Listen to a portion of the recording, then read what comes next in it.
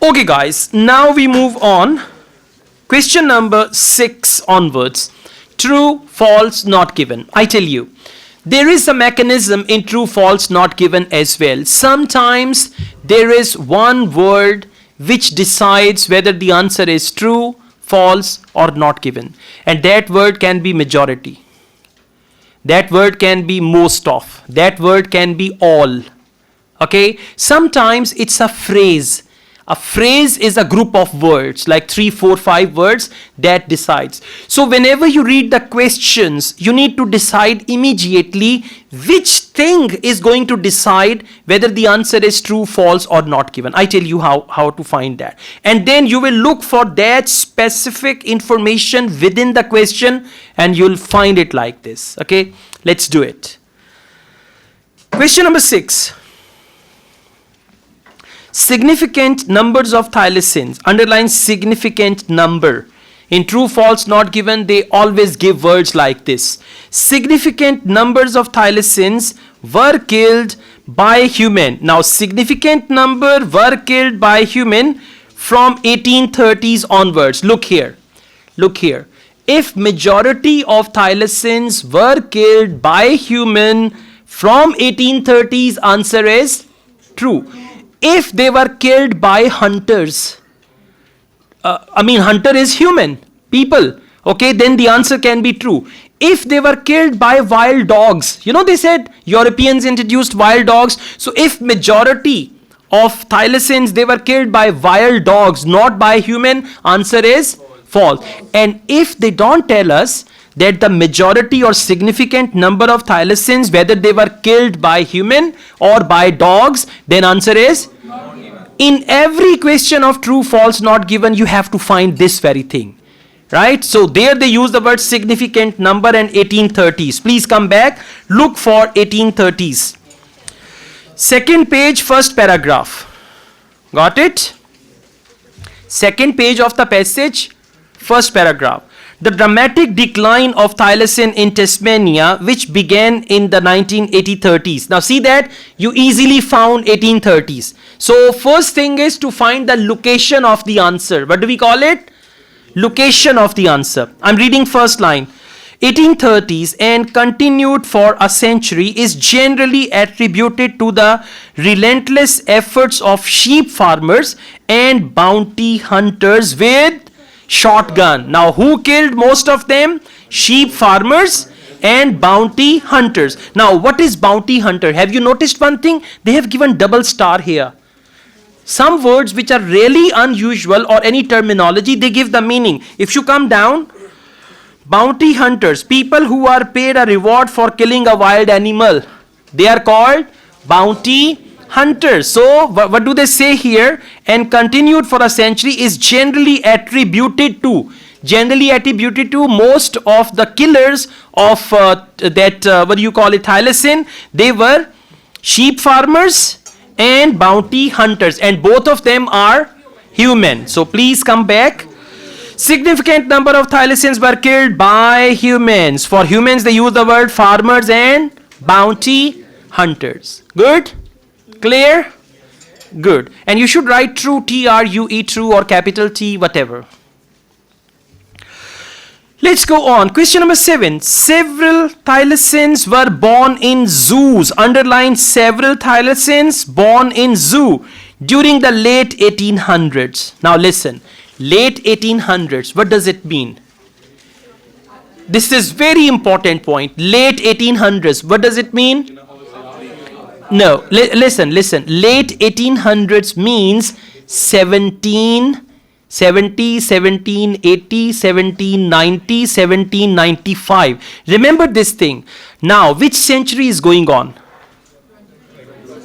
21st century. But what do you write? 2022. 2022 means, 20 is 20th. You understand this point? 20 is 20th and the century is 21st. So this is what you need to understand. When they say 1800s, don't look for 1800. Look for 17 something. Okay, and as they said, late means 1785, 1795 and all that. So several thylacines were born in zoos. Let's go back. Questions and answers are in order. Found the word? Okay, next paragraph, and we've got this first line. All right, let's just go on. There was only one successful attempt to breed a thylacine in captivity. In captivity means in the zoo. Captivity means in the zoo. There was only one successful attempt to breed a thylacine in captivity at Melbourne Zoo in 1899. Now, what is 1899? It's late 19. It's not early 1800s. It's late 19. And then they use the word several thylacines. But over here, what do they say? There was only one successful. So there are two ways by which this answer is false. Absolutely. And two ways. One is this 1899, and second is there was only one successful attempt. Okay? Got it? All clear? Good. And again, I'm saying underline that line where there is the answer. Go back home and practice again. Okay, question number 8, please. John Gould. John Gould's prediction about thylacine surprised some biologists. Underline the word surprised. John Gould is a name. John Gould was a scientist, a bird scientist and all that. John Gould's prediction about thylacine surprised some biologists. Now look here. Over here, only the word surprised will decide whether the answer is true, false or not given. If John Gould's prediction surprised the scientists, like scientists were amazed, answer is true.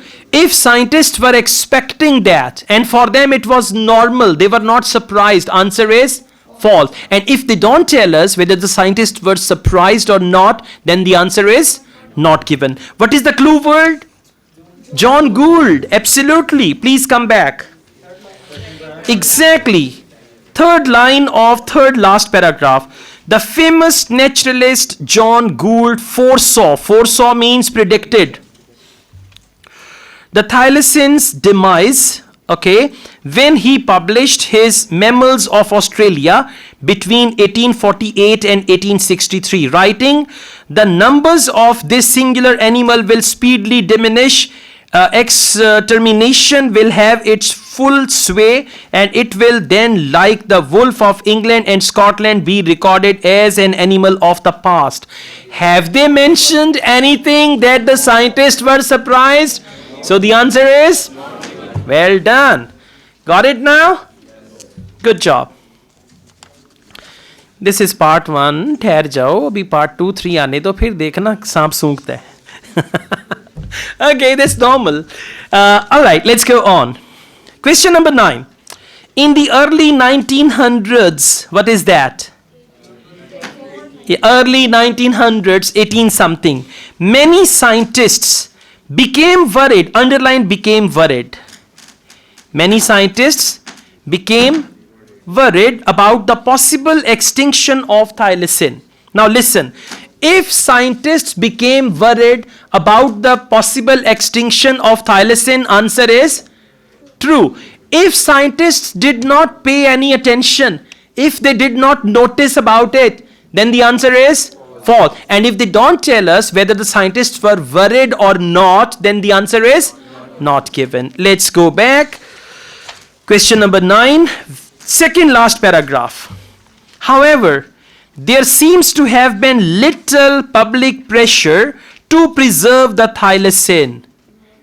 Understand this sentence? They say, however, there seems to have been little public pressure to preserve the thylacine, nor was much concern expressed by scientists. So what does it mean?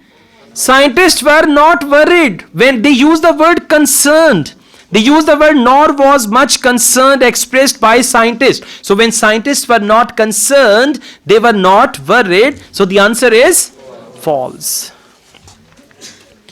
If you do Ielts reading logically with understanding, believe me, it's going to be easier for you. And if you're going to move here and there, for answer of question number 1. For example, you are reading middle paragraph, then you read another paragraph, then you read more. In IELTS reading, when you start reading more, you will start getting confused, and then you will never find the answers. Okay, so be careful. Have you noticed one thing? We are reading only 1 to 2 lines for each answer. We are reading 1 to 2 lines. And how do we reach there? We read the question. From the question we find the clue word and we go there. Okay, let's go on. Question number 10. TT Flying. Now, what's the clue word? TT Flying's proposal to rehome captive thylacines. Rehome means bring them back. For example, in Pakistan, there is a place called Color Kohar. And once upon a time, there used to be peacocks there. Now, they have just few peacocks. So, rehome means we bring some peacocks and leave them there. That means rehome. So, TT Flying's proposal to rehome captive thylacines on an island proved to be impractical. Now listen, if his proposal was practical, answer is false. If his proposal was impractical means not practical, answer is true. And if they don't tell us, they talk about his proposal, but they don't tell us whether it was practical or impractical and all that, then the answer is not given. Now let's go back. Third line. Second last paragraph, third line. A notable exception was T.T. Flying, professor of biology at the University of Tasmania. In 1914, he was sufficiently concerned about the scarcity of the thylacine to suggest that some should be captured and placed on a small island. But it was not until 1929, with the species on the very edge of extinction, that Tasmania's Animal and Birds Protection Board passed blah blah blah blah blah. See that? They did not mention anything whether his proposal was practical or impractical. Now, have you noticed one thing? Just one word. Practical or impractical, or no mention of that very thing, which decided the answer is true, false, or not given. So, question number 10, answer is not given. Okay, question number 11, please. There were still reasonable numbers of thylacine. Underline, still reasonable number of thylacines in existence when a piece of legislation protecting the species during their breeding season was passed. Okay, now listen. They made a legislation that during the breeding season of thylacine, they will not kill them. Okay, what was the law? The law when a piece of legislation protecting the species during their breeding season was passed. Now, when they passed the law, try to understand the question. When they passed the law, there were still reasonable numbers of thylacine. Now, if when they passed the law, there were reasonable number of thylacines, answer is yes.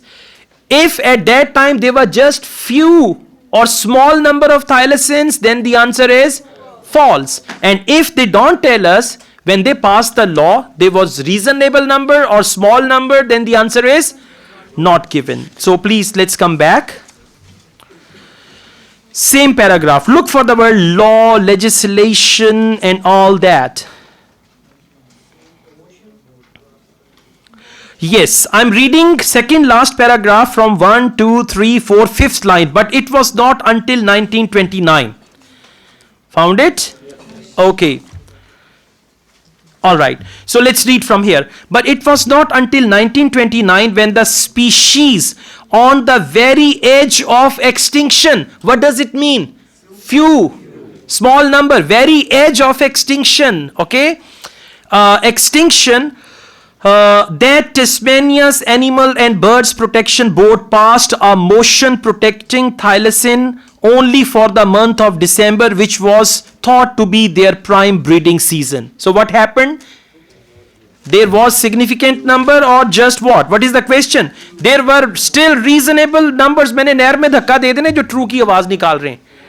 Listen, still reasonable number, and over there they say they were on the brink of becoming extinct. Extinct का मतलब होता है नापैद हो जाना, खत्म हो जाना. Like dinosaurs are extinct now. So over here they say reasonable number of animals. In the passage they say they were becoming extinct. This information is contradictory. So the answer is false. Answer is false. Okay. कहीं शायद कुछ और आ गया market में नया है. Okay. Question number 12 please. Question number 12. From 1930 to 1936, the only known living thylacines were all in captivity. In true false not given, word all is very dangerous. Encircle all. And imagine the question, 1930s to 1936, that is your clue word. Now they say only known living thylacines were all in captivity. Now listen, if only known thylacines were all in captivity, answer is true. If some were in the jungle and some were in captivity, it means not all. If they use the word majority of them, they were in captivity. Now majority does not mean all. Okay, you just have to focus the word all. Let's go back. Same paragraph, and you see the word 1930. I'm reading it from fourth last line. The last known wild thylacine to be killed was shot by a farmer in the northeast of Tasmania. What does it mean? Farmer ne to maar diya. Okay. All right. They say, I'm reading this one again. The last known wild thylacine to be killed was shot by a farmer in the northeast of Tasmania in 1930, leaving just captive specimens. Official protection of the species by Tasmanian government was introduced in July 1936, 15 days before the last known individual died in Hobart Zoo. So last one also died in Hobart Zoo. Now please come back. Wait a minute, let's read the question, then we decide. From 1930 to 1936, the only known living thylacine were all in captivity. Now listen, how many were left? Okay, so please come back here. What do they say? We read it again. They said here, after this, the last known wild thylacine. Last known, that was wild thylacine, but we are looking for thylacine in captivity, in the zoo. To be killed was farmer. Then they say, leaving just captive specimens. Now what are those captive specimens? Official protection of the species by Tasmanian government was introduced in July. Then they say 59 days before the last known individual died. Last known individual died in Hobart Zoo. So what does that mean? Only known living thylacine were all in captivity. All in captivity means they had only one. So that one was all. So the answer is true. Read again if you think it is false. Just focus the word all. And for all they only said the last one.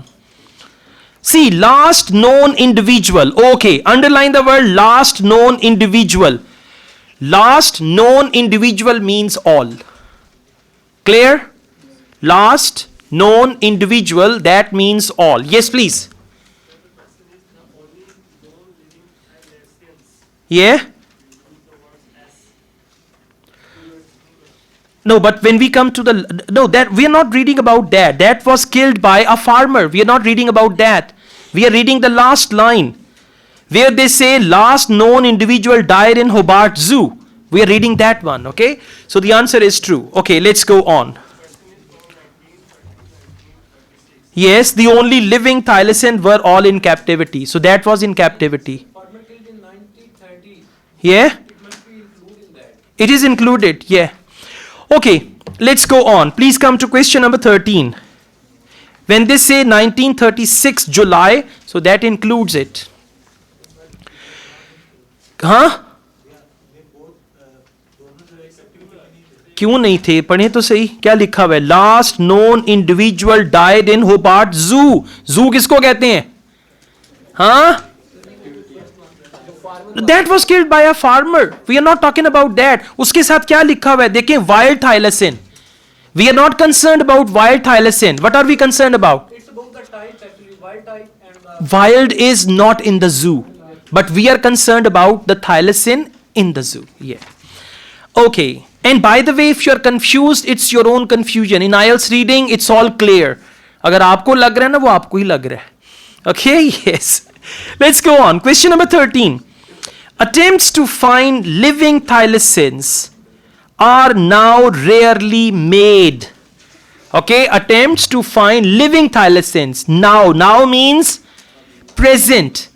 Okay, now if they say attempts to find living thylacines are now rarely made, means just sometimes they try to find thylacine, otherwise they don't make any attempt. Attempt means koshish, try.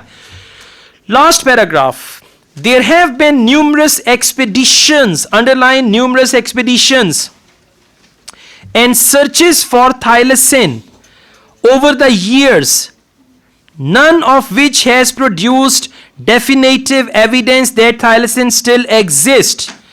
The species, focus this line, the species was declared extinct by Tasmanian government in 1886. Now listen, you guys know, look here, try to understand. You guys know dinosaur is an extinct. Now, are there any scientists who are searching for dinosaurs on planet Earth? No, because it is confirmed extinct. So they say here, the species was declared extinct by Tasmanian government in 1986. When something becomes extinct, then why will people go and find it? Question number 13. Attempts to find living thylacines are now rarely made. Very technical question. What is the answer? Excellent, not given. Because they did not tell us. Now they say the animal has become extinct. So when some animal has become extinct, they will not look for it. last paragraph mein there have been numerous expeditions. Past tense, sir. Past tense. No, just a second. He's right. Listen, in the question they have used the word now. Try to understand my point. Now means present. There have been numerous expeditions means past. हाँ जी, हाँ ये ऐसी करूं पढ़ के आने. ठीक है, all good, thank you.